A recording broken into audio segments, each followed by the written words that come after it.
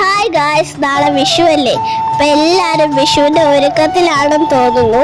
ഞങ്ങൾ വിഷുവിൻ്റെ ഫസ്റ്റ് സ്റ്റെപ്പായിട്ട് കൃഷ്ണനെയൊക്കെ ഒരുക്കിയെടുത്തു. കണി വയ്ക്കാനുള്ള സ്ഥലമൊക്കെ നീറ്റാക്കി.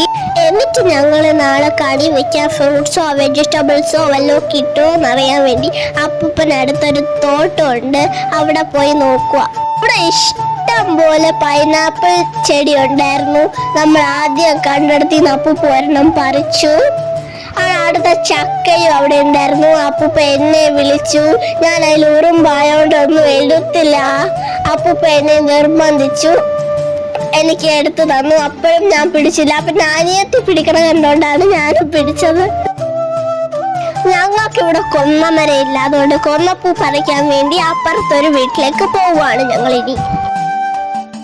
അപ്പൂപ്പ അവിടെ ഓരോരു പൈനാപ്പിളും കൂടെ പറിച്ചു വെച്ചിരുന്നു. അത് വാവച്ചി എടുക്കാൻ പോകുന്നുണ്ടോ?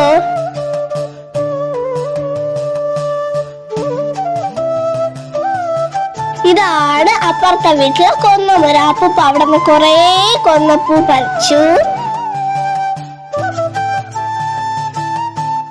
എന്നിട്ട് ഞങ്ങൾ വീട്ടിൽ വന്നു. മുറ്റത്ത് നിന്ന് മാവിന്ന് മാങ്ങ പറിച്ചു. ബാക്കി ഫ്രൂട്ട്സും കാര്യങ്ങളും ഒക്കെ ഞങ്ങൾ വരുന്ന വഴിക്ക് വാങ്ങിച്ചു. ഇനി കണി ഒരുക്കുന്നത് വരുന്ന വീഡിയോയിൽ കാണാം.